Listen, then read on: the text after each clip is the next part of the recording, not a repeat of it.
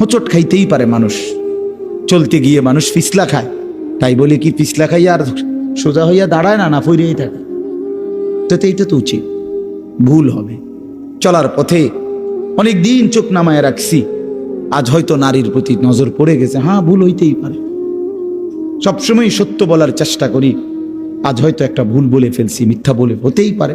কিন্তু লাগাতার মিশা কথা, কথা বুঝছেন নি আমার কথাটা? প্রত্যেক দিন মিশা কথা, প্রতিদিন বুঝি মানুষের সুদ খায়, প্রতিদিন বুঝি ওজনে কম দেয়, প্রতিদিন বুঝি কাস্টমারের ঠকায়। এটা কি মুসলমান?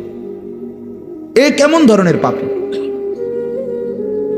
30 বছর বুঝি প্রত্যেক দিন টেলিভিশন চলবে আপনার ঘরে, প্রতিদিন আপনার ঘরে নিয়ম মাফিক নাচ গান নর্তকের ছবি চলবে। আপনাদের আখিরাত নাই? আপনার বিবি বাচ্চার আখিরাত নাই? তো এরা মরলে কোথায় যাব? এদের পরিণতি কি হবে? আর আমি বাবা হিসাবে, অভিভাবক হিসাবে কি দায়িত্ব পালন করলাম? খাট পালং আর সোফা, ফার্নিচার, কাঁচের প্লেট আর নুনের বাটি, এটাই ছিল জিম্মাদারি না? একজন মুসলমানের দায়িত্ব তার স্ত্রী সন্তানের জন্য এই শুধু খাট পালং আর সোফা ফার্নিচার ব্যবস্থা করা, এই তো না? বলেন না বাবা, বলেন তো কি দায়িত্ব ছিল? কোরআন শরীফে আছে, ওয়া'মুর আহলাকা বিস-সালাহ ওয়াসতাবির আলাইহা। আল্লাহ তাআলা বলেন, নবী আপনাকে বলছি, প্রতিটা বান্দাকে ঈমানদার বলে দেন, হে ঈমানদার, তোমরা প্রত্যেকেই নিজ নিজ পরিবারের সদস্যদেরকে নামাজের আদেশ করো।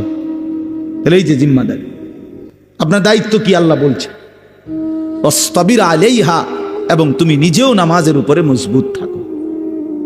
তো বাত্তরকারী আল্লাহ বলে, লা নাসআলুকা রিজকা, তোমাদেরকে রিজিক দেওয়ার জন্য আমি তোমাদের কারো সাহায্য আমার লাগবে না।